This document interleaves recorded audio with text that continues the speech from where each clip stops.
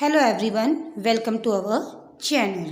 Today we are studying class 7th English book and the name of the book is Honeycomb.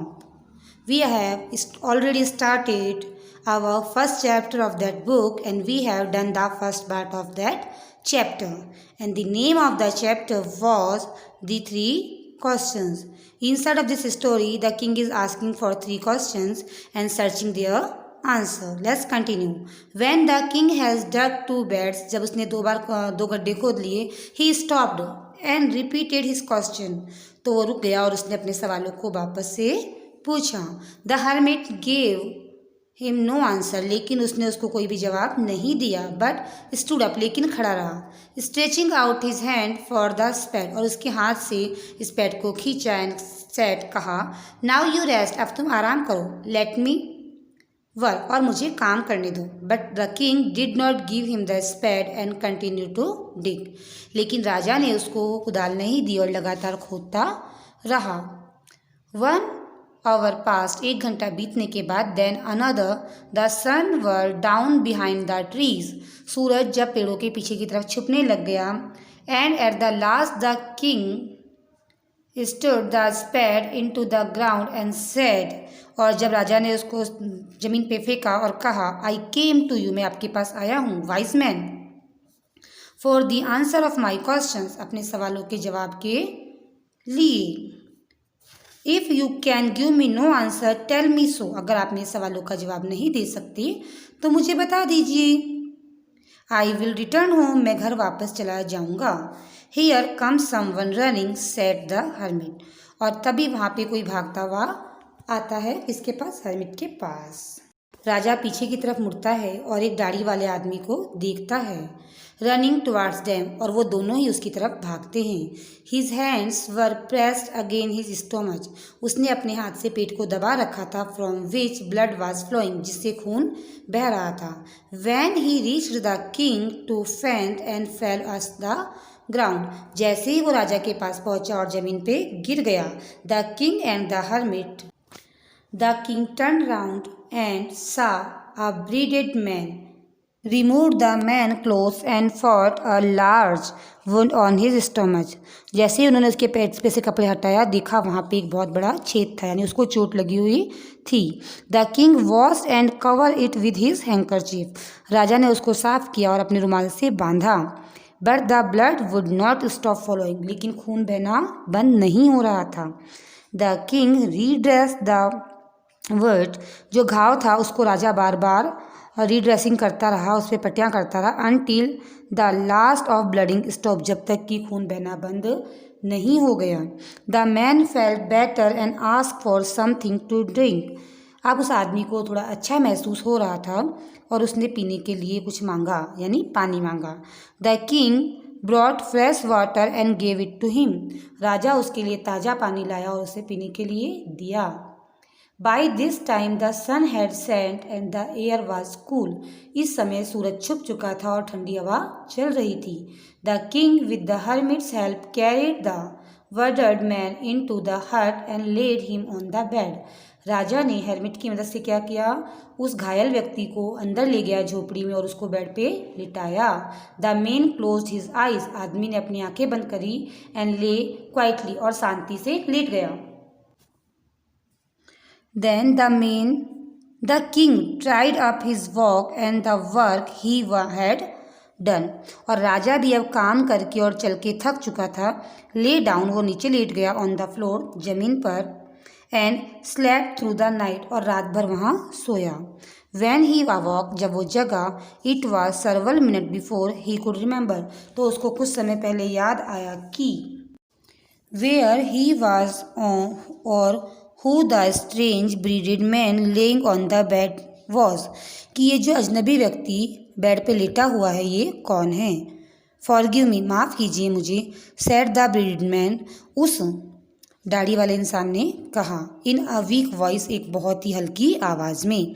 When he was that the king was awake, और जैसे उसने ये कहा तो क्या हुआ, राजा जग गया. I do not know you and you have nothing to forgive you for, said the king, कि मैं तो तुम्हें जानता भी नहीं हूँ, तो किस बात की माफ़ी. यू डू नॉट नो मी, आप मुझे नहीं जानते, बट आई नो यू, लेकिन मैं आपको जानता हूँ। I am that enemy of your, मैं आपका वो शत्रु हूँ। Who sure revenge on you, जो कि आपसे बदला लेना चाहता था। Because you put my brother to death, क्योंकि आपने मेरे भाई को मार दिया। एंड साइज माई प्रॉपर्टी, और मेरी जो ज़मीन थी वो भी ले ली। आई न्यू यू, मैं आपको जानता हूँ। हैड गॉन अलोन, जब से आप अकेले चल रहे हैं। टू सी दैट हर्मिट, इस हर्मिट से मिलने के लिए। And I made up my mind to kill you on your way home, और मैंने आपको रास्ते में ही ख़त्म करने के लिए प्लान बना लिया। But the day past and you did not return, लेकिन जब दिन बीतने लग गया और आप नहीं आए। So I left my hiding place, तो मैं अपनी छुपी हुई जगह से बाहर आया। And I came upon your bodyguard, और मैं आपके बॉडी गार्ड के पास आया। हु रिकॉग्नाइज्ड मी, जिन्होंने मुझे पहचान लिया। एंड वुडेड मी, और मुझे घायल कर दिया। I expect from him, but I should have die if you, मैं उनसे इसी बात की उम्मीद भी करता हूँ, और निश्चित रूप से मैं मर जाता यदि आप had not dressed my words, अगर आप मेरी घाव की पट्टी नहीं करते, घाव पे मलहम नहीं लगाती। I wish to kill you, मैं आपको मारना चाहता था। And you have saved my life, लेकिन आपने मेरा जीवन बचाया। नाउ इफ़ आई अलाइव, लेकिन पर यदि अब मैं जिंदा रहा। आई विल सर्व यू, मैं आपकी सेवा करूँगा। As your most faithful servant, आपके सबसे वफादार सेवक की तरह। And will order my son to do the same, और अपने बेटे को भी ऐसा ही करने का कहूँगा। फॉरगिव मी, मुझे माफ़ कर दीजिए। The king was very happy to have made peace and his enemy so easily, तो वो इस बात से राजा बहुत खुश था कि जो उसका एनिमी है वो बहुत ही अच्छे से, बहुत ही आराम से क्या हो गया, शांति से रहने लग गया। And to have won him over as a friend, और उसने उसको एक दोस्त की तरह जीत लिया। He not only forgive him but said to would send him servant to his own doctor to look after him, उन्होंने ना सिर्फ उसको माफ़ कर दिया बल्कि अपने वैद्य को भी उसके पास भेजा। And he promise to give back the men his property, और उस व्यक्ति से वादा किया कि आपकी जो प्रॉपर्टी है वो मैं आपको वापस कर दूंगा। लीविंग द वंडर्ड मैन, उस आदमी को छोड़ के the king went out to the hut, उस झोपड़ी से बाहर आया। And looked round for the hermit, और उस हर्मिट के लिए यहाँ वहाँ ढूंढने लग गया। Before going away he wished once more to get answer of his questions, जाने से पहले वो एक बार और अपने सवालों के जवाब पूछना चाहता था। The hermit was on his knees sowing seeds in the beds that had been dug day before, और वो हर्मिट क्या कर रहा था, वो अपने जो कल खड्डे खोदे थे उनमें बीज डाल रहा था। The king went to up to hermit and said, वो राजा उसके पास गया और कहा, for the last time I beg you to answer my question wise man, कि हे ज्ञानी व्यक्ति, एक आखिरी बार पूछ रहा हूँ, प्लीज़ मेरे सवालों का जवाब मुझे दे दीजिए।